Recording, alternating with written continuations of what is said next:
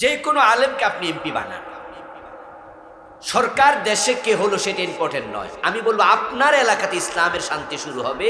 উনি এমপি হওয়ার অর্থ হলো এই থানাতে এই আসনে আর চাঁদাবাজি থাকবে না। কোনো আলেম কোনো হুজুররা কখনো চাঁদাবাজি করে না। তাহলে ইসলামে কি চাঁদাবাজি আছে? তাহলে এমপি হওয়ার সাথে সাথে ইসলাম শুরু। আমরা বলি নাই যে পূর্ণাঙ্গ ইসলাম কায়েম হয়ে যাবে, এটাতে সময় লাগবে, রাষ্ট্রে ইসলাম যাওয়া লাগবে। গফরগাঁও যে লোকটা এমপি হবে উনি চাইলেও কি রাষ্ট্রের সুদ বন্ধ করতে পারবে? একার পক্ষে এটা সম্ভব। কিন্তু গফরগাঁও সাদাবাজি বন্ধ করা সম্ভব কিনা? উনি গফরগাঁও ওসিকে বলে দেব, ওসি সাহেব, যে কোনো এলাকায় চাঁদাবাজির খবর শুনলে আপনাকে জানালে আপনি ঠিক শোনার সাথে সাথে অ্যাকশনে যাবেন। যে কয়টা চাঁদা সাইজ ধরে নিয়ে আসবেন। যদি এই জাতীয় 2-3টা জায়গায় ধরা পড়ে, গফরগাঁও আর সাদাবাজরা ঠান্ডা পানি খাবে, সাদাবাজি সাহস করবে না। উনি এমপি হওয়ার পরে গফরগাঁও এলাকায় মাদক মুক্ত করতে পারবেন। সারা বাংলাদেশে না পারলেও কমপক্ষে আলেম যে এলাকায় এমপি হবে ওই এলাকায় মাদক থাকবে না ইনশাআল্লাহ। কারণ তিনি এমপি হয়ে ওসিকে বলে দেবেন, মাদক সেবী আছে যেখানে গ্রেপ্তার চালাতে হবে। আপনারা বলুন তো, কোনো হুজুর কি মদ খায়? চুপ যারা আছেন তারাও বলেন, কোনো আলেম মদ খায়? তো যেহেতু আলেমরা মদ খায় না, মদের প্রতি তাদের কোনো ভালোবাসা নাই। এজন্য আলেম যদি এমপি হয় ওই এলাকায় মদ বন্ধ হয়ে যাবে।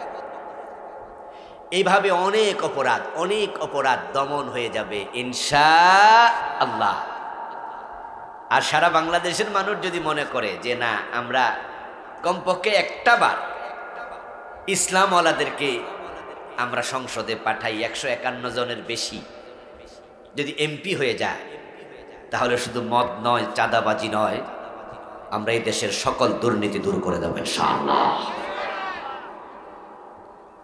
শান্তি আসবেই। আল্লাহ তুমি একটাবার কমপক্ষে আমাদেরকে কোরআনের শাসন দেখার তৌফিক দাও, বলে না আমি। আজকের মাহফিলের সম্মানিত আলোচকবৃন্দ, মহতারাম উপস্থিতি, বিশেষ করে আমাদের আজকের মূল অডিয়েন্স আমাদের মা এবং বোনেরা যারা পর্দার ভিতরে আছে। এই প্রোগ্রামটা কিন্তু মহিলাদের। আপনারা আইসেন ফাও, মানে আপনারা ভাবছেন বাড়ির যেহেতু কাম নাই যাই, অথবা রাতের বেলায় আজাদ হুজুরকে তো পাবো না, উনি তো দিনেই চলে যাবে, উনারে মিস করি কেমনে, সুতরাং কাম থাকলেও যাই। তো কারো কাম নাই এসে গেছেন, আবার কেউ কাম রেখে এসে গেছেন। দিনদার ইসলাম প্রিয় তাওহীদি জনতা, আল্লাহ শুকরিয়া যে মহান রব আমাদেরকে কোরআনের সাথে চলার, কোরআনের সাথে থাকার, কোরআনের কথা বলার, কোরআনের কথা শোনার মতো মন দিয়েছে, তৌফিক দিয়েছে। কত মানুষ 72-এর সংবিধানে ফিরে যেতে চায়। আপনারা টেলিভিশনে দেখেছেন, পত্রপত্রিকায় দেখেছেন, কিছু নেতা তারা 72-এর সংবিধান চায়, যে সংবিধানে বিসমিল্লাহ ছিল না। ডক্টর কামাল হোসেন যখন 34 জনের কমিটি নিয়ে 72-এর সংবিধান লিখে, ওই 34 জনের মাঝে বিসমিল্লাহ লেখার পক্ষে একজনও কথা বলার লোক ছিল না। এই জন্য সংবিধান লিখছে, কিন্তু সংবিধানের শুরুতে বিসমিল্লাহটা, আল্লাহর নামটাই লেখে নাই।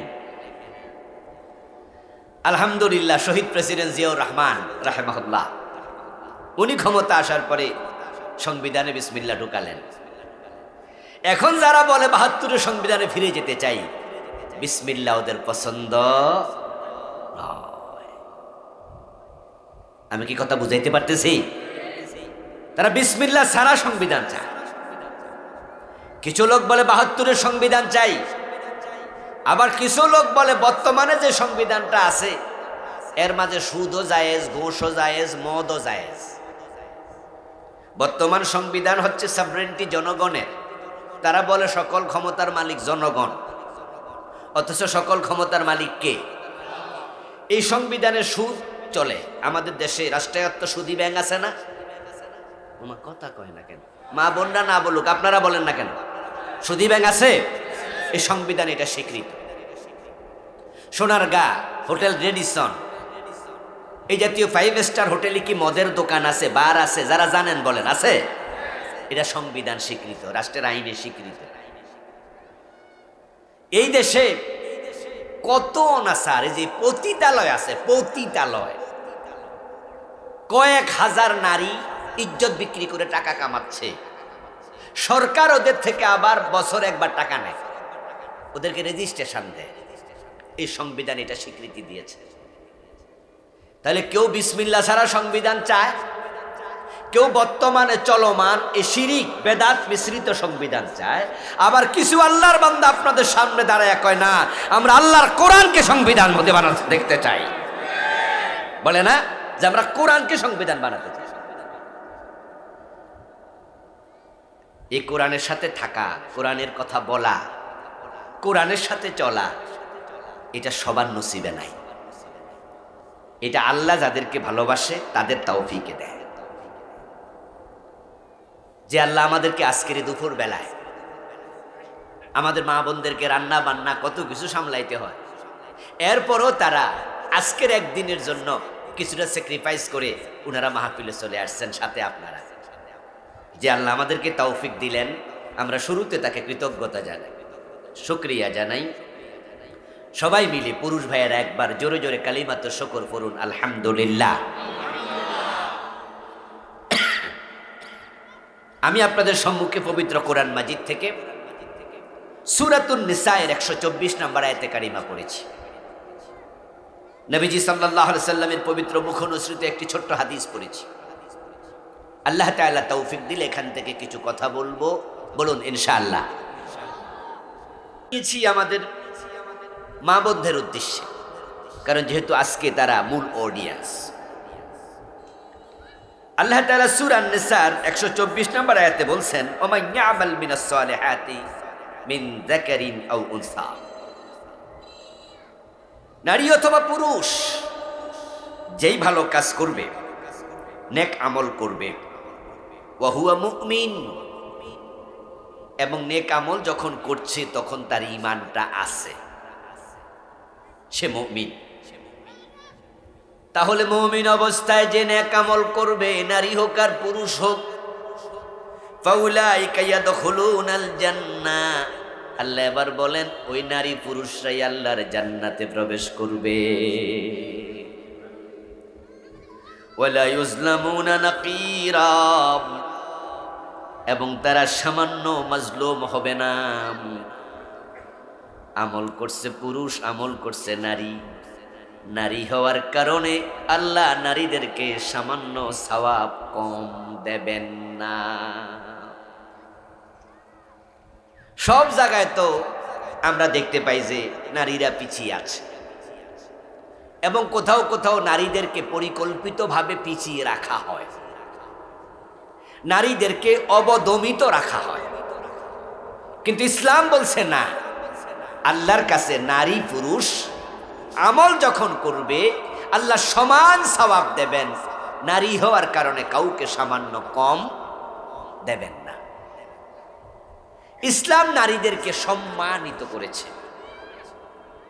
বিশেষত এই কোরআন যে যুগে নাজিল হয়, ওই যুগটার নাম ছিল আইয়ামে জাহিলিয়া। সেই যুগে নারীদের কোনো সম্মান সামাজিকভাবে স্বীকৃত ছিল না, বরং মেয়ে সন্তান জন্ম নেয়ার কারণে বাবা হতো লজ্জিত।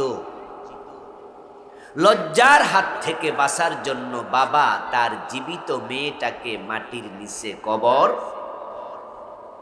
জীবিত জীবিত কবর দিত। ওয়াইদাল মাউদাতু সুইলাত বিআইয়ি যামবিন কুতিলাত, কোরআনে আল্লাহ বলছেন যারা মেয়েদেরকে বিনা অপরাধে বিনা দোষে জীবিত কবর দিছো, কিয়ামতের দিন তোমাকে প্রশ্ন করা হবে কোন অপরাধ ছিল মেয়েটার, জবাব দাও। এই আয়াত আসার পরে মেয়েদেরকে জীবিত কবর দেয়া বন্ধ হয়ে গেল। এই আয়াত বলছে আল্লাহর সামনে তোকে জবাব দিতে হবে। আমি আপনাদেরকে জিজ্ঞাসা করি, আমাদের মা বোনের আপনারও আস্তে আস্তে করে জবাব দিয়েন, তাহলে মনোযোগ থাকবে। পুরুষ বাইরে একটু জোরে জবাব দেন। মানুষের হায়াতের মালিক কে? আমাদের জীবনটা দিছে কে? তাহলে এটা আপনি যে কেড়ে নিলেন, মেয়েটাকে আপনি কবর দিলেন, আল্লাহর দেয়া জীবন তো আপনি কেড়ে নিতে পারেন না, এই অধিকার আপনার নাই। আরে ভাই, আত্মহত্যা করা যায় যাচ্ছেনি? আরেকজনকে মারবেন দূরের কথা, নিজে নিজে মরবেন এই অধিকারও তো নাই। অন্যকে মারা তো দূরের কথা, নিজে নিজে বিষ খাইয়া মরা যায়নি। ফাঁসি দিলে আল্লাহ ছাড়বো? হাদিসে পাওয়া যায়, যদি কোনো ব্যক্তি নিজেকে হত্যা করে, আত্মহত্যা করে, সে যাহা দিয়ে নিজেকে হত্যা করেছে, আল্লাহ তাকে জাহান্নামে দেওয়ার পরে ওই শাস্তিটাই আগুনের ভিতর অনবরত দিতে থাকবেন। যেমন যদি কেউ নিজের গলায় নিজে ছুরি চালায়, নিজের পেটে নিজে ছুরি চালাইয়া দেয়, তাহলে আল্লাহ জাহান্নামের আগুনে ফেলাইয়া দিয়া তারপরে তার হাতে একটা ছুরি দেবে, দিয়ে বলবে তুই তোর পেটের মাঝে ছুরি মারতেই থাক, তুই তোর গলার মাঝে ছুরি মারতেই থাক। যদি কেউ বিষ খেয়া মরে, আল্লাহ জাহান্নামে ফেলে তার হাতে বিষের বোতল দিয়ে বলবে তুই বিষ খাইতেই থাক। যদি কেউ ফাঁসি দিয়ে মরে, জাহান্নামে দিয়ে আল্লাহ তাকে ফাঁসির রশিতে ঝুলাইয়া রাখবে, তুই রশিতে ঝুলন্তই থেকে যা। দেখেন, অন্যের প্রাণ কেড়ে নেয়া দূরের কথা, নিজেরটা কেড়ে নেয়ার অধিকারও, বরং মৃত্যু কামনা করার অধিকারও নাই। নিজেরে নিজে মারবেন দূরের কথা, আপনি বলবেন যে না আমি আর বাঁচতে চাই না, মরে যেতে চাই, ও আল্লাহ তুমি আমার মৃত্যু দাও। নবীজি বলছে মৃত্যু কামনা করো না। আর সেই জায়গায় নিজের মেয়েটা জন্ম নিছে, সদ্য প্রসূত ফুটফুটে কন্যা সন্তান, তাকে মাটির নিচে চাপা দিয়ে দিছে। মানুষগুলো কত জাহেল ছিল, জালেম ছিল। ইসলাম এসে নিষেধ করলো না মেয়েদেরকে এভাবে কবর দেয়া যাবে। জাহিলিয়াতের লোকের যোগেরা, জাহিলিয়াতের যুগের মানুষগুলো তারা বিয়ে করত 3টা 4টা 5টা 7টা 10টা 20টা 30টা 50টা। আমরা যেমন টিস্যু ইউজ করি, এই টিস্যুটা দিয়ে মুখ মুছলাম, হাত মুছলাম, থুতু মুছলাম, তারপরে ফেলে দিলাম। তারা সকালবেলায় বিয়ে করে পরের দিন সকালবেলা আবার তালাক দিয়ে দিত। এজন্য সামাজিক কোনো বিচারের ব্যবস্থাও ছিল না, এবং তাদের বিয়ের কোনো সংখ্যা ছিল না। ইসলাম আসার পরে বলছে নো, এসব চলবে না। তুমি যদি মেয়েকে বিয়ে দাও, বিয়ে করো, তাহলে তোমাকে 2জন সাক্ষীর সামনে বিয়ে করতে হবে। নির্দিষ্ট মহার তাকে নির্ধারণ করে দিতে হবে, তার মহর তাকে আদায় করতে হবে, তাকে স্ত্রীর সম্মান দিতে হবে, তার এই অধিকারগুলো তোমাকে পালন করতে হবে। তবে হ্যাঁ, পুরুষ হিসাবে কখনো কখনো তোমার একাধিক বিয়ের প্রয়োজন হতে পারে, তাহলে তুমি 4টির বিয়ে বেশি করতে পারবে না। যদি 4টি বিয়ে, 2টি বিয়ে, 3টে বিয়ে করো, 2জন 3জন স্ত্রী যা আছে তাদের মাঝে সমতা বিধান ইনসাফ কায়েম করতেই হবে।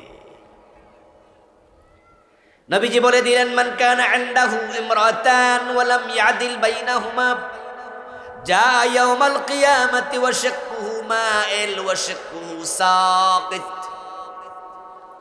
প্রিয় নবী বলছেন, শোনো দুনিয়ার মানুষেরা, জাহিলিয়াতের লোকেরা ঈমান এনেছো তোমরা, এখন তোমরা মুমিন। এখন জাহিলিয়াতের যুগ আস্তে আস্তে করে চলে যাচ্ছে, তোমরা ভালো হয়ে যাচ্ছ। ভালো হতো কান খুলে শোনো, যদি কেউ 2 বিয়ে করে, তার অধীনে 2জন স্ত্রী থাকে, তাদের 2 জনের মাঝে ইনসাফ কায়েম না করে, কিয়ামতের দিন আল্লাহর সামনে হাজির হবে, তখন তার পাজরের এক অংশ থাকবে না। এই যে বুকের হাড্ডিকে পাজরের হাড্ডি বলে নাকি, এই যে বাঁকা হাড্ডিগুলো আমাদের এখানে আছে। যে 2টা বিয়ে করলো, 3টা বিয়ে করলো, সর্বোচ্চ 4টা, 4-এর বেশি না। আর জাহেলরা করতো 30টা 40টা 50টা 100টা, সকালে করে বিকালে তালাক দিত। মেয়েদের কোনো দাম ছিল না, মহারানা ছিল না, কিচ্ছু ছিল না। ইসলাম বলছে 4-এর বেশি করতে পারবা না। যারা বুঝ আছে সামান্য, তারা জবাব দেন, ইসলাম কি বহু বিবাহের অনুমতি দিল না কমাইল?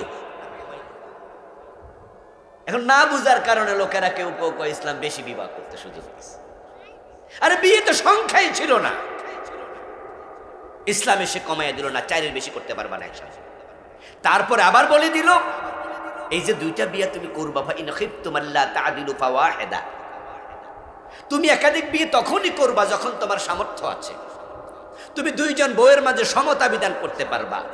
যদি ইনসাফ করতে না পারো তাহলে তুমি একটা বিয়ে করো, বেশি আর করবা না।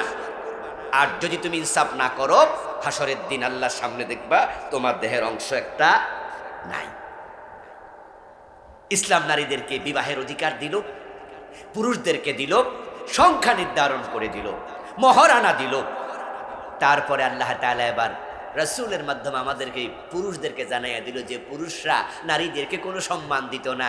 জানাইয়া দিল, ও পুরুষেরা, আল জান্নাতু তাহতা আকদামিল উম্মাহাত, তোমরা যে নামাজ পড়ো, রোজা রাখো, হজ করো, যাকাত দাও, জিহাদ করো, শহীদ হও, কেন করো? জান্নাতের জন্যই তো করো। তবে শোনো, জান্নাত তোমার মায়ের পায়ের নিচে।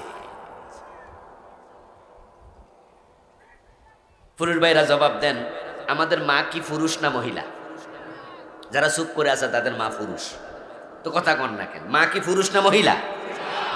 তাহলে জান্নাত একজন মহিলার পায়ের নিচে ঢুকাইয়া আল্লাহ বুঝাইয়া দিল, পুরুষ ওদেরকে অসম্মান করো না। জান্নাত মায়ের পায়ের নিচে। নবীজি কি চমৎকার ঘোষণা করে দিলেন, নারীদের সম্মান কত বেড়ে গেল। এরপরে এবার শুনুন, একজন সাহাবী রাসূলের কাছে গেলেন, গিয়ে বলছেন, ইয়া রাসূলুল্লাহ, ওয়া মান হাক্কু বিহুসনি সুহবাতি, আমার সবচেয়ে ভালো ব্যবহার পাওয়ার অধিকার দুনিয়ার কোন মানুষের? আমার রাসূল বললেন, তোমার মা উম্মুক। সাহাবী বলে, তারপর? রাসূল বলেন, তোমার মা। সাহাবী আবার প্রশ্ন করেন, তারপর? নবীজি আবার বললেন, তোমার মা। তারপরে কি হুজুর, কার সাথে ভালো ব্যবহার করব? 4 নাম্বার রাসূল বললেন, তোমার বাবা। তিনি মায়ের কথা বললেন 3 বার, বাবার কথা বললেন 1 বার, বুঝাইয়া দিলেন তোমার কাছে তোমার বাবার চেয়ে তোমার মায়ের গুরুত্ব বেশি। ইসলাম এসে মাকে দাম বাড়াইয়া দিল, নারীদের সম্মান বাড়াইয়া দিল, এবং বিয়ে করার পরে স্ত্রীর ব্যাপারে ইসলাম বলে দিল, আশিরুহুন্না বিল মারুফ। আল্লাহকে সাক্ষী রেখে বিয়ে করছো, স্ত্রীর সাথে সর্বোত্তম ব্যবহার করো। তুমি যা খাবে তাকে তুমি তা খাওয়াবে, তুমি যে দামের কাপড় পরবে তাকে তুমি সমান দামের কাপড় পরাবে, তাকে সম্মান দিয়ে কথা বলবে, তাকে ইজ্জত দিও। স্ত্রী হিসাবে দাম বাড়াইয়া দিল। নারী জাতির সম্মান ইসলাম এসে এমনভাবে বাড়াইল, সুবহানাল্লাহ। এরপরেও আমাদের দেশে ইসলাম বিদ্বেষী কিছু মানুষ বলে, ইসলাম ক্ষমতায় গেলে নাকি আমরা নারীদেরকে ঘরের ভিতরে বন্দি করব, নারীদেরকে রাস্তায় চলতে দেব না, ইসলাম ক্ষমতায় আসলে মেয়েদের ইজ্জত থাকবে না, দাম থাকবে না। এগুলো সব হচ্ছে তসলিমা নাসরিনদের অপপ্রচারের অংশ। কিছু লোক তসলিমা নাসরিনদের অপপ্রচারে তারাও ফাঁদে পড়েছে। আপনারা দেখেন, কোরআন মাজিদের মাঝে মোট সূরা আছে 114টা। তার মাঝে আমি যে সূরা থেকে পড়লাম, এই সূরার নাম সূরাতুন নিসা। নিসা শব্দের অর্থ কি জানেন? যারা বলেন না পুরুষ ভাইয়েরা, মহিলা, নারীগণ। আচ্ছা, পুরুষ নামে কোন সূরা আছে? সূরাতুর রিজাল। দেখেন, আল্লাহ তাআলা নারীদের নামে আলাদা একটা সূরা দিলেন। আলাদা সূরা দিয়া আল্লাহ বুঝাইয়া দিলেন, পুরুষেরা নারীদেরকে অবহেলা করো না, আমি আল্লাহর কাছে তাদের গুরুত্ব কত বেশি একটু বোঝো। কোরআন নাজিল হয়েছে পুরুষের উপরে, নবী মুহাম্মদ পুরুষ মানুষ না? কোরআন নাজিল হয়েছে নবী মুহাম্মদের উপরে, পুরুষ ব্যক্তির উপরে, কিন্তু পুরুষের নামে আমি সূরা দেই নাই, আমি সূরা দিয়েছি নারীদের নামে। ইসলাম নারীদেরকে কিভাবে সম্মানিত করলো! প্রিয় ভাইরা আমার, নবীজি সাল্লাল্লাহু আলাইহি ওয়াসাল্লাম দেখেন, তিনি বলেন, আমি কন্যা সন্তানের পিতা, আমি মেয়েদের পিতা। রাসূল বলতেন, আমি কন্যা সন্তানের পিতা। উনার ছেলে ছিল 3 জন, কিন্তু তারা ছোট অবস্থায়। এই জন্য আল্লাহ তাআলা বলেছেন, মা কানা মুহাম্মাদুন আবা হাদিম মির রিজাল। আছে না? তিনি পুরুষের বাবা না। এর মানে হলো তার ছেলেগুলো পুরুষ হওয়ার বয়সে পৌঁছতে পারেন নাই, নাবালেগ থাকতেই ইন্তেকাল করছে। নবীজি বলছেন, আমি নারী সন্তানের পিতা, আমি কন্যার পিতা। যেই লোকের দুটি কন্যা সন্তান আছে, তিনটি কন্যা সন্তান আছে, একটা কন্যা সন্তান আছে, ফাআদ্দাবাহুন্না ওয়া জাওয়াজাহুন্না ওয়া কুন্না হিজাবান লাহু মিনান নার। ওই কন্যা সন্তানকে আদব শিখাইছে, কোরআন শিখাইছে, ইসলামের মূল ইলম শিখাইছে এবং তাকে উত্তম পাত্রে বিবাহ দিয়েছে। ওই কন্যা সন্তান জাহান্নামের মাঝখানে তার জন্য দেওয়াল হয়ে যাবে। কুন্না লাহু হিজাবাম মিনান নার। কন্যারা হবে বাবার জন্য, মায়ের জন্য জাহান্নামের মাঝখানে ওয়াল, দেওয়াল। শোনেন, ইসলাম নারীদেরকে কি সম্মান, কি অধিকার দিয়েছে, কল্পনাতীত। জাহিলিয়াতের যুগে ছিল না, ইসলাম আসার পর প্রতিষ্ঠিত হলো। পরবর্তীতে আস্তে আস্তে করে যখন ইসলাম সমাজ থেকে আবার চলে গেল, এখন তো সমাজ ইসলাম নাই, ইসলাম শুধু আছে মসজিদে আর মাদ্রাসা। এখন কি বাজারে গেলে বাজারের ব্যবসা বাণিজ্য ইসলাম দিয়ে চলে? কথা কয় না কেন ভাইয়েরা? ব্যাংকগুলো ইসলাম দিয়ে চলে, অফিস আদালত ইসলাম দিয়ে চলে, আমাদের গণভবন, বঙ্গভবন, সংসদ ভবন এগুলো ইসলাম দিয়ে চলে, আমাদের হাইকোর্ট, সুপ্রিম কোর্ট ইসলামের আইনে চলে। এজন্য বলছি ইসলাম তো সমাজে নাই, ইসলামের মসজিদে চলে গেছে। এজন্য মসজিদে হুজুর যদি একটু ভুল করে, মুসল্লি সব একসাথে লোকমা দেয়। মাগরিবের নামাজের ফরজ কয় রাকাত? সবাই তো কথা শুনতে চাই আমি, কয় রাকাত? 2 রাকাত পরে সালাম ফিরাইলে আমরা ফিরাইনি, আমরা হুজুরের সুবহানাল্লাহ কইয়া কি দেই? লোকমা দেই। দেখেন মসজিদে ইসলাম কত সুন্দর। নবীর সুন্নাহর বাহিরে গেলে হুজুররে সবাই মিলে সংশোধন করে লোকমা দেয়। হুজুর যদি লোকমা না মানে, উনি 2 রাকাত পরে সালাম ফিরাইছে, আমরা দিলাম লোকমা, উনি লোকমাও নেয় নাই, সালাম ফিরাইছি তো ফিরাইছি, যা।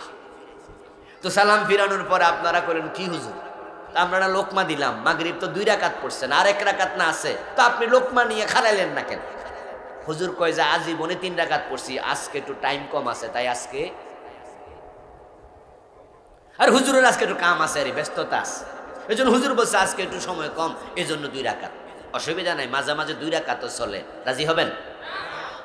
বলবেন আমনের মতো ইমাম সাহেব দরকার নাই, সরেন আমনে, আমনের কাম থাকলে আমনে যান, একজন সামনে যান, নতুন করে আবার নিয়ত বাঁধবো, ঠিক কিনা? আচ্ছা, হুজুর ভুল করলে মসজিদে এত লোকমা দিলেন, 54 বছর আল্লাহর কোরআনে যারা দেশ চালায় না, মন গড়া মতবাদে দেশ চালায়, বিসমিল্লাহ ছাড়া সংবিধান দিয়ে দেশ চালায়, শিরিকওয়ালা সংবিধান দিয়ে দেশ চালায়, ওই নেতাদেরকে লোকমা দিয়া সোজা করা দরকার আছে না নাই? তো লোকমা সব মসজিদিনই খুঁজে বের করলেন, হুজুরে সোজা পাইছেন। তো নেতাদেরকে লোকমা দেন না, না দিয়ে আবার ভোট দেন। যে নেতা আল্লাহর কোরআন দিয়ে, রাসূলের সুন্নাহ দিয়ে দেশ চালায় না, আমার রাসূল কি 10 বছর মদিনার প্রেসিডেন্ট ছিলেন না? তো নবীজির মতো দেশ চালানো কি সুন্নত না? আবু বকর, ওমর, ওসমান, আলী রাদিয়াল্লাহু তাআলা আনহুম 3 খলিফা 30 বছর প্রেসিডেন্ট ছিলেন না? উনারা কোরআন হাদিস দিয়ে দেশ চালায় নাই? তো এখন কোরআন হাদিস দিয়ে যারা চালায় না, মসজিদের হুজুর যদি কোরআন হাদিসের বাহিরে নামাজ পড়ায় তখন লোকমা দেন, যারা কোরআন হাদিসের বাইরে দেশটা চালায় ওদেরকে লোকমা দেয়া দরকার আছে না নাই? এই যে দেখেন না আমরা লোকমা দিয়া চলতেছি, এই যে আমরা বলছি আপনাদেরকে লোকমা দিতে শিখাইতেছি, আমরা আমার নেতাদেরকে বলে দিই তোমাদের আইন আমরা মানি না। গত 15 বছর 17 বছর ওরা আমাদের উপর কত জুলুম করছে, এই আপনাদের গফর গাঁও মাহফিল করতে আসতে পারিনি আমি, এ কাফাসিয়া পারি নাই 12 বছর, ইফাকুন দিয়ে পারি নাই, কটিয়াদি পারি নাই 5 থেকে 7 বছর, এ কালীগঞ্জে পারি নাই 5-6 বছর, আমার নিজের দেশে পারি নাই 12 বছর, 14 গ্রাম আমার থানার নাম, এক যোগ আমাকে যেতে দেয় নাই। তো অন্য জায়গায় গেছি, এখানে মানা করলে করুক, যেখানে বলার সুযোগ আছে সেখানে বলবো। এই মসজিদের ইমাম কথা না শুনলে 2 রাকাত মাগরিব পড়লে এই মসজিদে লোকমা দেব, ইমাম গাদ্দারি করলে এখানে ইমাম সরাবো, না হয় আমি মসজিদ ত্যাগ করে আরেক মসজিদে চলে যাব, ঠিক কিনা? কিন্তু মাগরিব 2 রাকাত আমি পড়বো না। তা আমরা মাহফিল করলেও আসি না করলেও আসি, বাধা দিলেও আসি বাধা না দিলেও আসি, গত 17 বছর বলেছি, এখনো বলতেছি, আল্লাহ ছাড়া কারো আইন মানি না, মানি না, মানি না। এই লোকমা আপনাদের দিতে হবে।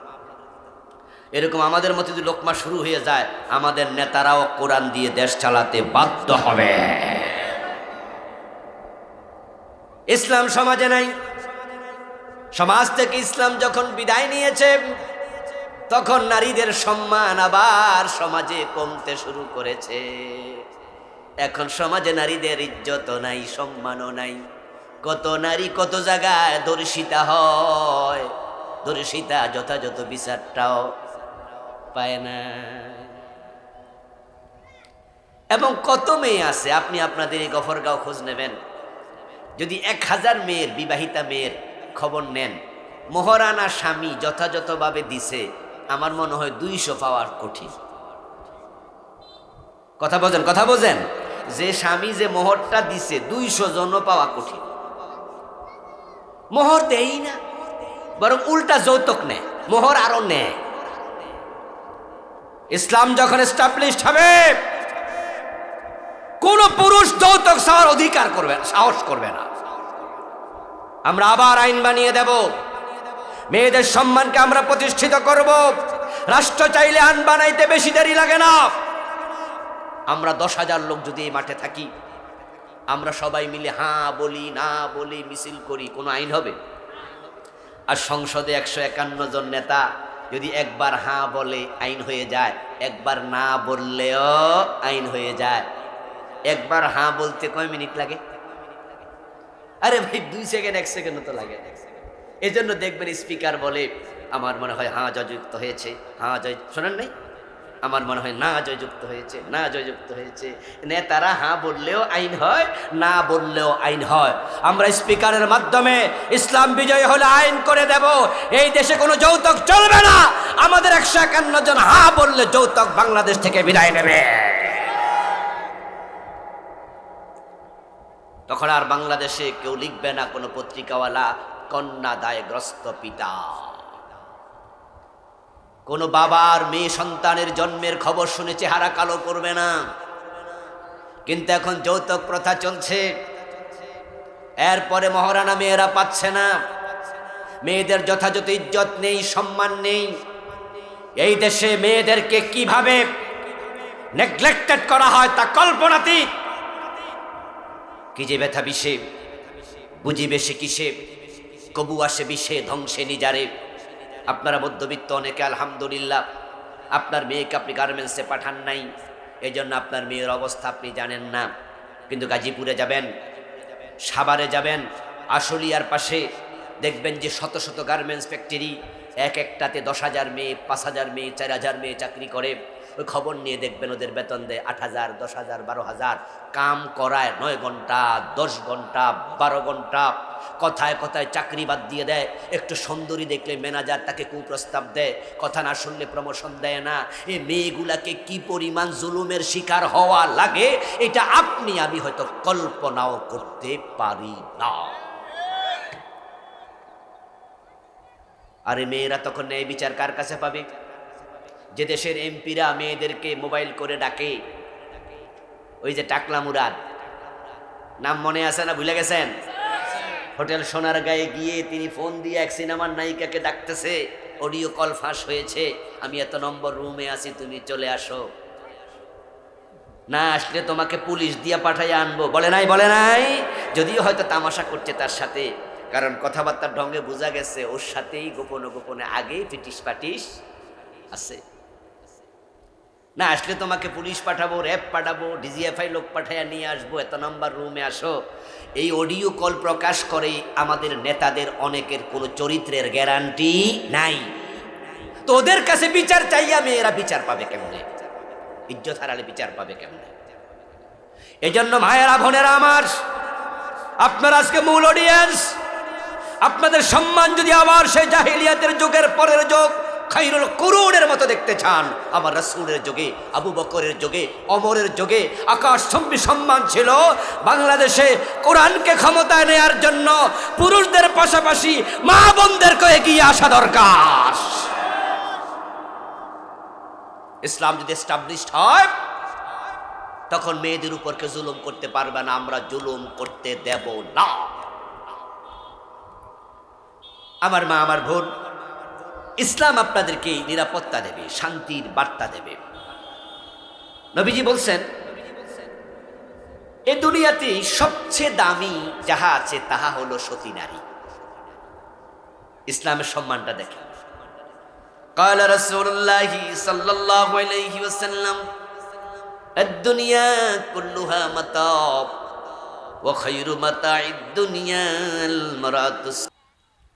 রাসূল বলতেছেন তামাম দুনিয়া আমাদের জন্য সম্পদ। মানুষকেও রাসূল বলেছেন খনিজ পদার্থের মতো দামি সম্পদ। الناس معادن كمعادن الذهب والفضة।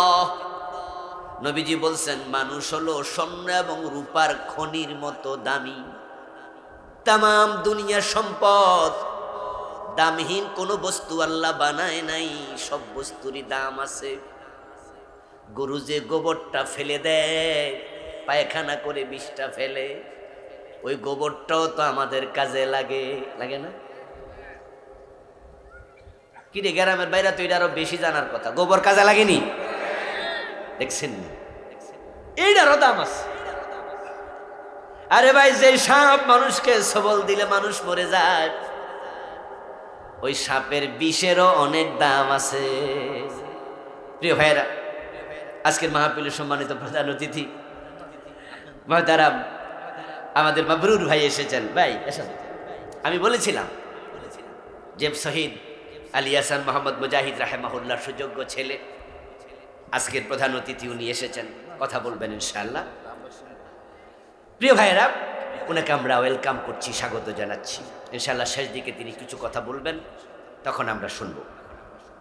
বলছিলাম আমি তামাম পৃথিবী সম্পদ, খায়রু মাতা'আদ দুনিয়াল মারআতুস সালিহা। রাসূল বললেন যে তার মাঝে একজন সতী নারী হলো পৃথিবীর সবচেয়ে দামি সম্পদ। আমরা সম্পদ, মানুষ স্বর্ণের খনির মতো, রৌপ্যের খনির মতো দামি। এক একটা মানুষ এক একটা স্বর্ণের খনির চেয়ে বেশি দামি। বাস্তবতাই পৃথিবীতে এমন কিছু মানুষ আছে যে একজন মানুষের হাত ধরে একটি রাষ্ট্রে বিপ্লব হয়ে যায়। এমন কিছু ম্যাগনেট পার্সন আছে, একজনের গার্মেন্টসে, একজনের ফ্যাক্টরিতে আরো 10,000 লোক চাকরি করে। একজন মানুষের কারণে পুরো একটা জাতি নিষ্কৃতি পেয়ে যায়। একজন এরদোয়ান তুরস্কে ইসলামের একটি জাগরণ তৈরি করে ফেলেছে। একজন এরদোয়ান, যে তুরস্কে মেয়েরা মাথায় হেজাব দিতে পারত না, শুধুমাত্র মাথায় হেজাব দেওয়ার কারণে একজন নির্বাচিত এমপি, পার্লামেন্ট মেম্বার মারবুকা বাকাছি, একজন হায়ার এডুকেটেড পারসন, ওই মহিলাকে তারা দেশ থেকে নাগরিকত্ব ক্যান্সেল করে বের করে দিয়েছিল, যে তুরস্কে আরবিতে আজান দিতে পারত না। গত বছর দেড়েক আগে আমি তুরস্কে গিয়েছিলাম। আমি সেখানে গিয়ে এখনো তাদের টাকার মাঝে আমি কামাল পাশার ছবি দেখে প্রশ্ন করেছি যে কামাল পাশার ছবি এখনো কেন তুরস্কের টাকা? আমাদের এক বাঙালি ভাই বলল, এখনো তার পূজা করে এমন লোক সেনাবাহিনীর ভিতরে আছে। যদি কামালের বিরুদ্ধে এরদোয়ান কোনো রকমের সিরিয়াস সিদ্ধান্ত নেয়, তাহলে হতে পারে এরদোয়ানের চেয়ারটা আবার টালমাটাল হয়ে যাবে। এই কামাল নামক যে কামাল পাশা, তাকে মানুষ কামাল আতাতুর্ক বলে। আমি এটা বলতে রাজি নই। আতা মানে আল্লাহর দান, নিয়ামত, সে ছিল আল্লাহর গজব। এই কামাল পাশা ওই দেশে নারীদের হেজাব নিষিদ্ধ করেছে, আরবিতে আজান নিষিদ্ধ করেছে, আরবি অক্ষরে কোরআন তেলাওয়াত নিষিদ্ধ করেছে। মেয়েরা মাথা খুলে হাঁটতে হতো। মুসলিম মেয়েরা চাইলে বোরকা পরা দূরের কথা, স্কার্ফ মানে হেজাব মানে ওড়না, মাথা ওড়না দিতে পারতো না। কিন্তু একজন এরদোয়ান এসে ওই তুরস্ককে এখন অনেকটাই ইসলামাইজড করে ফেলেছে। কোনো কোনো অঙ্গনে 30%, কোনো কোনো অঙ্গনে 40%, কোনো কোনো অঙ্গনে 60%। কারণ সেখানে এত বিপদগ্রস্ত অবস্থা, এক চাইলেও 100% করতে পারছে না।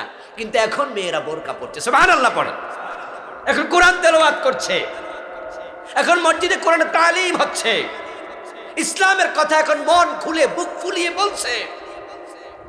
একটা মানুষ স্বর্ণের খনির চেয়েও দামি।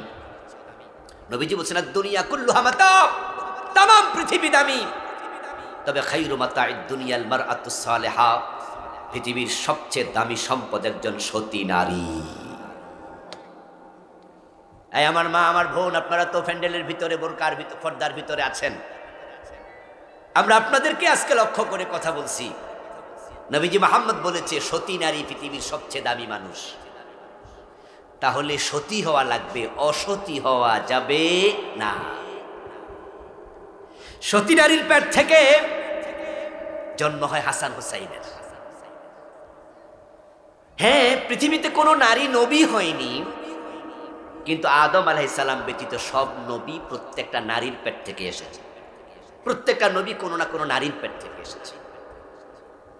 তাহলে নারী হচ্ছে আমাদের জন্মের আধার, জন্মের জায়গা, যেখান থেকে নবীরা বের হয়, সাহাবীরা বের হয়, ওলিরা বের হয়। আর যেই জিনিস যত দামি হয় সেটা সংরক্ষণ করা লাগে তত বেশি। যেমন আমাদের স্যান্ডেল বলেন না, পায়ের জুতাটাই ধরেন না। আমরা যখন টোক বাজারে যাই, গফরগাঁও বাজারে যাই, আমাদের পায়ে যদি 1200 টাকা, 1500 টাকা, 2000 টাকার জুতা থাকে, তখন আমরা কিন্তু জুতাটা মসজিদের বাহিরে রেখে নামাজ পড়তে একটু টেনশনে পড়ি। আর যদি 50 টাকা স্যান্ডেল থাকে, বাকিরা আপনারা কন না, সব আমার দিয়া কন, এরকম জুলুম তো ঠিক না ভাই। যখন 50 টাকার স্যান্ডেল থাকে, কোনো টেনশন থাকে? আমরা মসজিদের বাহিরে রাইকা সুন্দর করে 4 রাকাত পড়ি, ওই স্যান্ডেলের কথা নামাজের ভিতরে একবারও মনে হয় না।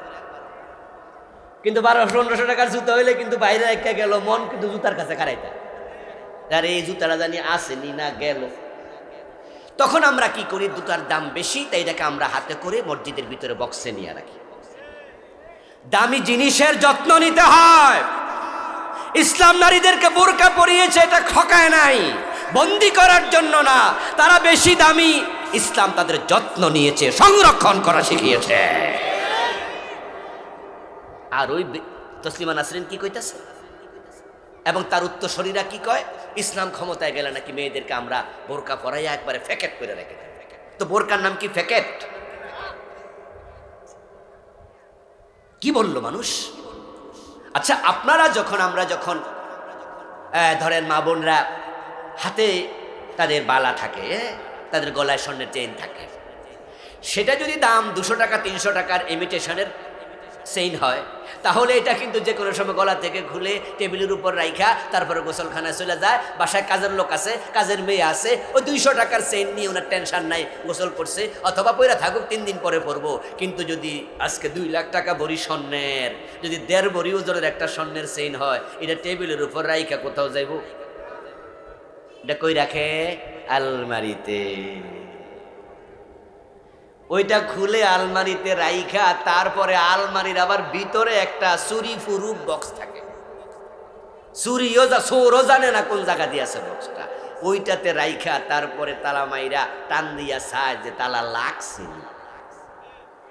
তাহলে দামি জিনিসের যত্ন কম হয় না বেশি হয়? আমাদের স্ত্রীদেরকে আমরা আলেমরা সম্মান করি, ইসলামওয়ালারা সম্মান করি। এই জন্য আমাদের স্ত্রীদেরকে আমরা বোরকা ছাড়া বাহিরে যেতে দেই না, বাহিরে নেই না। আমার মেয়েকে আমি সম্মান করি। আমার মেয়ে আমার জন্য আল্লাহর রহমত। আমার মেয়ের পেটেই হাসান হুসাইনের মতো আমার নাতির জন্ম হবে, আয়েশার মতো, খাদিজার মতো নারী হবে। এর জন্য আমার মেয়ের পেটের যত্ন আমি নিতে শিখাই। মা, তোমার নাভি, তোমার পেট পর পুরুষ যেন না দেখে। আমার মেয়েকে আমি শিখাই, তোমার বুকের দুধ খেয়ে আমার হাসান হুসাইনের মতো নাতি হবে, তোমার বুকের সৌন্দর্য পর পুরুষ যেন না দেখে। এটার নাম কি অবরোধ করা নাকি যত্ন নেয়া? আমার মা, আমার বোন, শুনুন, যদি আপনি চান আপনার পেট থেকে আব্দুল কাদের জিলানির মতো, ইমাম বুখারীর মতো সন্তানের জন্ম হোক, হাসান হুসাইনের জন্ম হোক, আপনার পেট যেন কোনোদিন কোনো পরপুরুষের নজরে না আসে। ও মা, ও বোন আমার, তোমার নাভির নিচ থেকে বুকের পর্যন্ত এখানে যে খাত লম্বা জায়গা, এটা বড় দামি জায়গা। তোমার এই পেটের ভিতরে আল্লাহর ওলিদের জন্ম হয়। তোমার বুকের দুধ খেয়ে, তোমার বুক থেকে দুধ পান করে ইমাম বুখারীর জন্ম হবে, বিশ্ববিখ্যাত বড় বড় আলেমের জন্ম হবে। এজন্য তুমি ওড়না ছাড়া চলো না, বোরকা ছাড়া চলো না। যেই পেট পর পুরুষ দেখে পেলে, যেই বুক পর পুরুষ দেখে পেলে মা, ওখান থেকে আর আল্লাহর ওলিরা আসে না। ওই মায়ের দুধ খাইয়া যেই পেট পর পুরুষের নজরে যায়, নাভি দেখায়া হাঁটে, কাপড়টা নাভির 4 ইঞ্চি নিচে পড়ে, তারপরে হেলে দুলে হাঁটতেছে, এমন কিছু মহিলাও সমাজে আছে না নাই? বৈশাখ মাস আসবে, বৈশাখী অনুষ্ঠানে বৈশাখী শাড়ি পরে পেট পিট দেখায়া তারপরে হাঁটবে কত নারী। যেই নারীর বুকের সৌন্দর্য, পেটের সৌন্দর্য পর পুরুষ দেখে ফেলেছে, ওই পেট থেকে ডিপ জলের জন্ম হয়, ওখান থেকে ঐশীর মতো মেয়েরা জন্ম নেয়। ওই পেট থেকে আল্লাহর অলির জন্ম হয় না, ওখান থেকে রাবেয়া বসরিরা জন্ম নেবে না। এই জন্য আল মারাতুস সালেহা, সতী নারী পৃথিবীর সবচেয়ে বড় সম্পদ। এখন সতী নারীকে শুধুমাত্র বোরকা পরে যে নারী চলে, সেই কি সতী নারী? এটাই কি সতী নারীর সংজ্ঞা? না, কোরআন শরীফ আল্লাহ তাআলা বলছে আস-সালিহাতু কানিতাত। সতী নারীর কিছু বৈশিষ্ট্য আছে। আমরা আশা করব আজকের মাহফিলে যে মা এবং বোনেরা এসেছেন, আপনারা সতী নারীকে কমপক্ষে কতটুকু আজকে শিখে বাড়ি যাবেন। আর আপনি সতী হবেন, আল্লাহ সতী নারী সৎপুরুষদেরকে জান্নাত দেবে। যারা সৎ আমল করে, মান ইয়ামাল আস-সালিহা মিন যাকারিন আও উনসা, এই নেক আমল করা, সৎ আমল করা, যে পুরুষ সৎ আমল করে তাকে বলা হয় সৎ পুরুষ, যে নারী সৎ আমল করে তাকে বলে সতী নারী। সৎপুরুষ সতী নারী, উলাইকা ইয়াদখুলুনাল জান্নাহ। আমার তেলাওয়াতকৃত আয়াতে আল্লাহ বলছে যে এই জাতীয় সৎপুরুষ সৎ নারী তারাই তো আমার জান্নাতে যাবে।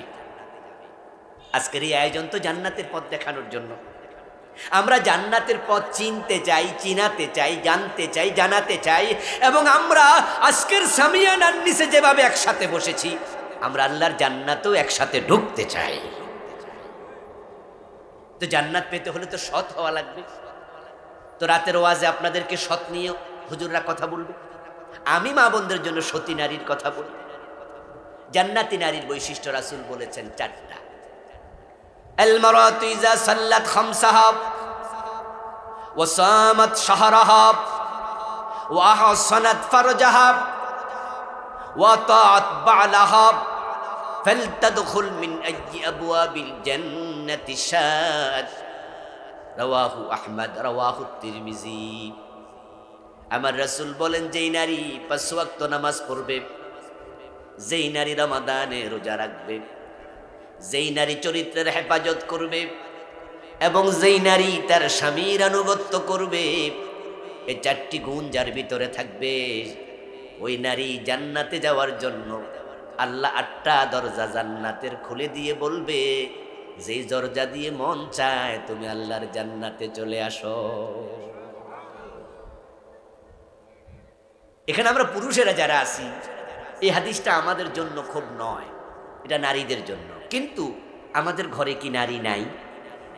আমার মা তো একজন নারী, আমার স্ত্রী একজন নারী, আমার কন্যা নারী, আমার বোন নারী।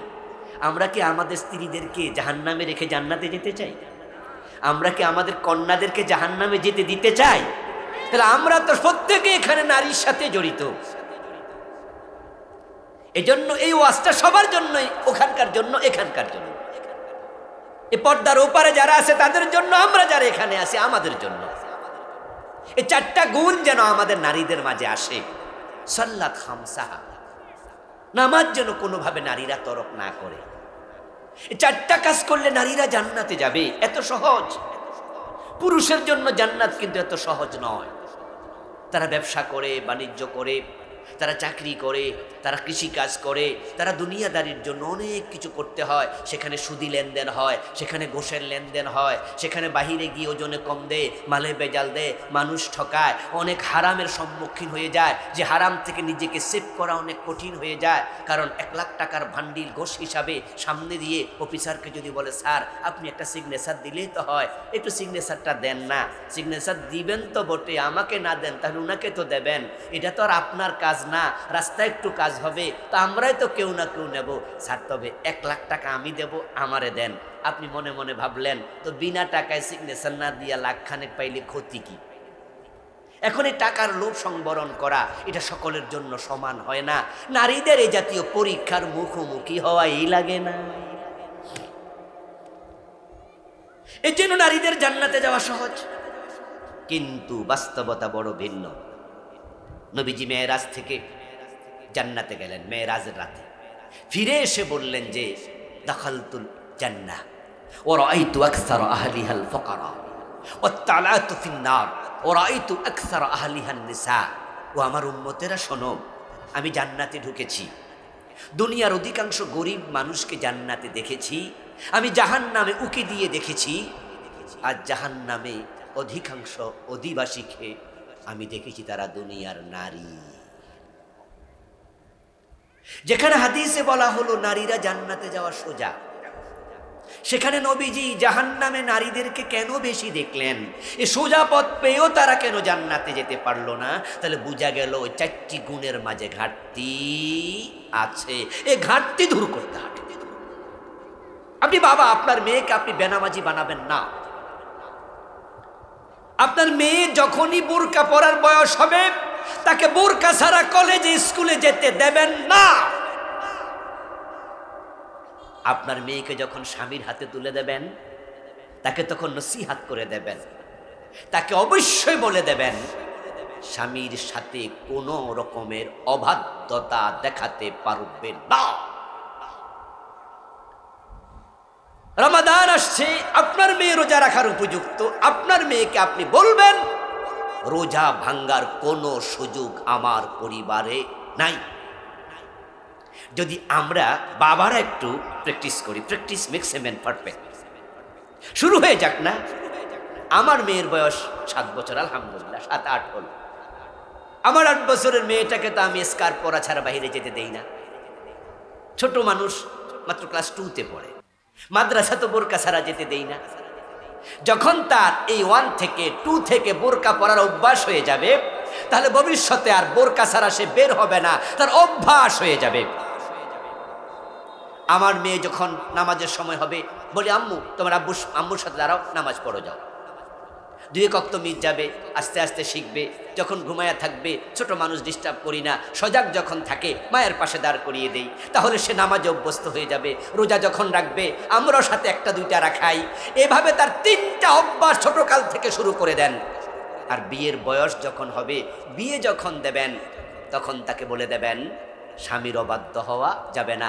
4টা গুণ এসে গেল, এর মানে আপনার ঘরে একটা জান্নাতি মেয়ে তৈরি হয়ে গেল। কিন্তু প্রবলেমটা কোথায় জানেন? প্রবলেম হলো আমাদের মা বোনদের, তারা নামাজের ব্যাপারে খুবই গাফেল। অধিকাংশ মহিলা জোহর পরে আসরের টাইমে, আসর পরে মাগরিবে, মাগরিব পরে এশার টাইমে কাম করতে করতে নাকি সময় পায় না। কয় যে এখনো তো রান্না করছি। পুরুষরা জোহরের নামাজ পড়ে 1টা জামাত হয়, কিন্তু বাড়ি যেয়ে দেখবেন যে আপনার বউ ঠিকই রান্না করতেছে, উনি এখনো গোসলই করে নাই, উনি 2:30 বাজেও নামাজ পড়তেছে। পড়তে পড়তে সূর্য হেলে যাচ্ছে, আসরের টাইমের আগে দিয়া জোহর পড়ছে, আসর পড়ছে সূর্য লাল হওয়ার পরে, মাগরিব পড়ছে আরো দেরিতে। কখনো কখনো অনেক মেয়ে নামাজই পড়ে না। আমি এমন আলেম পেয়েছি সফরে, তিনি নামাজ পড়েছেন, তার বউ নামাজ পড়ে। ওই বউ তখন নাফাক ছিল তা নয়, জানতে পেরেছি নামাজ পড়ে নাই কেন, নামাজ পড়ার জায়গা পায় নাই। দুর্ভাগ্য বাংলাদেশের জন্য যে আমাদের মসজিদগুলোতে মেয়েদের জন্য আলাদা জায়গা রাখা হচ্ছে না। আগে তো ফতুয়াই দিত মেয়েদের মসজিদে যাওয়া, কথা বলে না কেন দোস্তরা? ফতুয়া ছিল নি বাংলাদেশে? মেয়েরা কোথায় যেতে পারবে না, মসজিদে ঢুকতেই পারবে না, এটা না যায় বাজারে যেতে পারবে, হাসপাতালে যেতে পারবে। মেয়েরা সিনেমা হলেও যেতে পারবে, এত শক্ত ফতুয়া ওখানে ছিল না। মেয়েরা সব জায়গায় গিয়েছে, মসজিদে নাকি নিষেধ। এই জন্য আমাদের অধিকাংশ মসজিদে মেয়েদের জন্য আলাদা কোনো জায়গা এখন চেঞ্জ হচ্ছে। এখন আমরা বলছি না, প্রতিটা মসজিদে ছোট্ট পরিসরে হলেও মেয়েদের জন্য একটু জায়গা রাখা উচিত। বিশেষ করে বাজারের মসজিদে, হাসপাতালের মসজিদে, যেখানে মেয়েরা যেতেই হয় হাসপাতালে, নামাজের জন্য আলাদা কেন জায়গা থাকবে না? নবীজির মসজিদে কি মেয়েদের জন্য আলাদা জায়গা ছিল না? বাইতুল্লাহতে, মসজিদে হারামে কি আলাদা জায়গা নাই? বাইতুল মোকাররমে নাই? তো বাংলাদেশের সবচেয়ে বড় মসজিদ বাইতুল মোকাররমে যদি আলাদা জায়গা আজ থেকে 50 বছর আগে মেয়েদের জন্য করে, 40 বছর আগে করে, তো অন্য মসজিদে না জায়েজ, এ ফতুয়া কিভাবে হলো? একবার আমি আমার শাশুড়ি আমার ওয়াইফকে নিয়ে মসজিদে গাউসুল আজম নামে একটা মসজিদ আছে মহাখালী, বড় মসজিদ। করোনা চলছিল, করোনা তখন প্রায় শেষ। ওদিকে কেন জানি কোন কাজে গেলাম, আসরের নামাজের সময় হয়ে গেল। আমি ড্রাইভ করছিলাম। ছোটোখাটো ট্যুরে গেলে ড্রাইভার আমি নেই না, পারিবারিক ট্যুর, একটু রিল্যাক্স। মসজিদে গাড়ি ঢুকাই দিলাম, রেখে আমি মসজিদে ঢুকলাম। মহিলাদের জন্য সেখানে আলাদা একটা জায়গা আছে, কিন্তু তাকায় দেখি সেটা ক্লোজ। করোনা তো, করোনার শেষ দিন, মহিলাদের জায়গাটা তারা বন্ধ করে রাখছে। তখন আমি আমার ওয়াইফকে আর আমার শাশুড়ি না, আমার মা ছিল, যেন ইঙ্গিত করলাম যে আপনারা মসজিদে একবারে পিছনে দাঁড়িয়ে নামাজ পড়ে ফেলেন আর আমরা সামনে চলে যাই। তখন আসরের জামাত হয়ে গেছে অলরেডি। যেই মাত্র ওনারা মসজিদে ঢুকতেছে, দেখলাম যে দারোয়ান মারছে দৌড়। দারোয়ান দৌড়ে এসে এইভাবে করতেছে, এই মহিলা এদিকে আসা যাবে না। আমি তো পাশে, আমি যে বললাম, এই কি হয়েছে তোমার? বলে মহিলা মানুষ মসজিদে ঢুকতেছে। তো নামাজ পড়তে ঢুকবো কই? তোমার বাড়ি যাবো? কোনো মহিলা মসজিদে আসবে নাকি? এই মিয়া সরো, বাজি কথা। তোমার আল্লাহর ঘরে বাধা দেওয়ার জন্য চাকরি দিছে? তো থামাইয়া পরে আমি আমার পরিচয় দিলাম, দিয়ে বললাম তুমি মাসলা আমার কাছ পর্যন্ত আসো না। হ্যাঁ, তখন সে আস্তে সরে গেছে। দেখেন আমার দেশে কত জঘন্য চিন্তা ঢুকিয়েছে যে মহিলা মসজিদে যেতে পারবে না, যার কারণে নামাজ কাজা করে ফেলছে। আপনার স্ত্রীকে আপনি সাথে নিচ্ছেন, আপনি নামাজ পড়ছেন, আপনার বউ নামাজ পড়ছে না। বিভিন্ন কারণে দেখা যায়, স্কুল কলেজেও দেখবেন যে অনেক জায়গাতে মেয়েদের জন্য আলাদা নামাজের জায়গা রাখা হয় না। তো রাসূল বলেছেন যে প্রথম শর্ত সতী নারীর 5 ওয়াক্ত নামাজ পড়বে।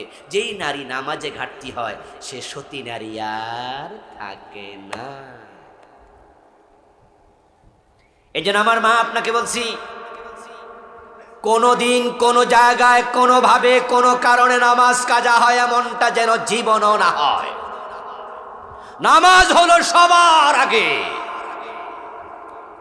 দুনিয়ায় যদি আমরা একটা কাজ করি, যদি আল্লাহ একটা কাজের অনুমতি দেয় ঈমানের পরে, সেটার নাম কি? নামাজ। এদিক থেকে মেয়েদের জন্য একটা অ্যাডভান্টেজ আছে। অ্যাডভান্টেজটা কি জানেন? অ্যাডভান্টেজটা হলো, যদি কোনো নারী কোনো জায়গায় দাঁড়িয়ে যায় নামাজে, বোরকা আছে, আমার মেয়ে বোরকা পরে বের হবে, আমার মা বোরকা পরে যাবে, এটাই স্বাভাবিক। নামাজের সময় হয়েছে, রাস্তার একবারে পাশে দাঁড়িয়ে, মসজিদ নাই, কিচ্ছু নাই, নামাজ রাস্তার পাশে দাঁড়িয়ে নামাজ পড়ছে একজন মহিলা, বোরকা গায়ে আছে, there is no problem in it. নামাজ পড়ো, কোনো অসুবিধা নাই। 1000 পুরুষ তাকায় আছে, তোমার কিচ্ছু আসে যায় না, তোমার গায়ে বোরকা আছে, এটাই পর্দা। তবে হ্যাঁ, সেফ জোনে হলে ভালো আর কি। যদি এমন জায়গায় পড়ে যেখানে চারি দেয়াল আছে, এটা আরো ভালো। আপনারা যারা হজে গেছেন, উমরায় গেছেন, তারা আমার সাথে একটু জবাব দিয়েন। উমরা তাওয়াফ চলাকালে কি মহিলারা পাশে দাঁড়িয়ে নামাজ পড়ে না? এই যারা উমরা করছেন তারা বলেন, পড়ে? ওখানে কি হারামের চত্বরে কি আলাদা ওয়াল দিয়ে রাখে নাকি? তো সেখানে যে হাজার হাজার পুরুষ তাওয়াফ করতেছে, আপনার বউ যে বোরকা পরে নামাজ পড়তেছে, পুরুষ দেখে লাইছে না? নামাজ বাতিল হয়েছে? তো বাংলাদেশে বাতিল হবো কেন? বাংলাদেশে আপনারা কেউ ওজোর শিখাইলো যে রাস্তায় নামাজ পড়তে পারবে না? কোনো মসজিদ পাচ্ছেন না, কোনো বাড়িতে যে ঢুকছে না যে কোনো বাড়িওয়ালা নামাজ পড়বে সেখানে একটু ঘরে। হ্যাঁ, আমরা এটাই করি। আমরা নর্মালি মেয়েদেরকে রাস্তায় নামাজ পড়তে বলি না। যখন আমরা এমন কোথাও যাই যে মসজিদও নাই, এখানে কোথায় যে আছে জানি না, নামাজ পড়বো, আমি রাস্তায় পড়ে ফেলি। এখন আপনার ঘরে গিয়ে নক করলাম যে বাড়িওয়ালা কেউ আছেন? বাড়িওয়ালা বললো, হ্যাঁ কে? আমি অমুক আসছি ভাই, আমার ওয়াইফ একটু নামাজ পড়বে, আপনার বউকে একটু বলবেন হেল্প করতে, ঘরে ঢুকাই দেন, হয়ে গেল। কিন্তু জায়গা নাই তাই নামাজ কাজা করলাম, এই অধিকার নাই। কোথাও জায়গা পাই, রাস্তায় পড়ো, রাস্তায় পড়ো। এখন এক মহিলা রাস্তায় দাঁড়িয়ে নামাজ পড়ছে বা মসজিদে দাঁড়িয়ে নামাজ পড়ছে। অ্যাডভান্টেজটা বলছিলাম, মসজিদে সবার পিছনের কাতারে মহিলা একা একা দাঁড়িয়ে নামাজ পড়ছে। যদি তার পাশে কোনো পুরুষ গিয়ে দাঁড়িয়ে যায়, কোনো পুরুষ যদি তার পাশে দাঁড়িয়ে যায়, মাসালা হলো নারী পুরুষ পাশাপাশি দাঁড়ায় নামাজ পড়লে পুরুষের নামাজ বাতিল হয়, নারীটা ঠিকই থাকে। আমি কি কথা বুঝাইতে পারছি আপনাদের? একজন মহিলা নামাজ পড়ছে আর আমনের পাশে যায় এখানে গেছে, কাছাকাছি দাঁড়ালেন কেন? মাসালা হলো এক কাতার পিছনে দাঁড়াইতে। আপনি পুরুষ, আপনি এক কাতার সামনে চলে যান, মহিলা এক কাতার পিছনে থাকবে। কিন্তু আপনি কাছাকাছি যদি দাঁড়ান, আপনার নামাজ বাতিল হবে, মহিলারটা বাতিল হবে না। এরপরও মহিলা যদি কয় নামাজের জায়গা পাইছি না, এজন্য পড়ছি না, আল্লাহ ছাড় দেবে। এই জন্য সতী নারীর প্রথম গুণ নামাজ, নামাজ, নামাজ। দেরিতে নামাজ পড়া মুনাফিকের স্বভাব। কার স্বভাব? তিলকা সালাতুল মুনাফিক, তিলকা সালাতুল মুনাফিক, তিলকা সালাতুল মুনাফিক। নবীজি বলছেন এটা মুনাফিকের নামাজ। সে অপেক্ষা করতে করতে সূর্য লাল হয়ে যায়, তখন তাড়াহুড়া করে ঠোকর মারে। মুরগি যেমন খাবার খায়, তাড়াতাড়ি কোনো রকম 4 রাকাত আসর পড়ে। যারা তাড়াহুড়া করে দেরিতে নামাজ পড়ে, এটা মুনাফিকের নামাজ। আমার মা, আমার বোন আপনাকে বলছেন, আমার যেহেতু পড়েনি, এখন থেকে আউয়াল ওয়াক্তে পড়বেন।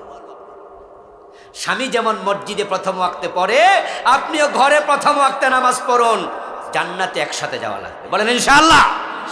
পুরুষরা আগে জান্নাতে যাইতে দিবেন না, বলবেন যে তোমার আগে আমি যাব, প্রতিযোগিতা করেন। রোজা, রোজা, রমাদানে রোজা। সতী নারীর দ্বিতীয় গুণ ওয়াসামাত শাহরাহা। অথচ আমাদের মেয়েরা অনেকে আছে যারা রোজা রাখতে দেরি করে। বিশেষ করে বিয়ের আগে অনেক মেয়ে রোজা রাখতে চায় না।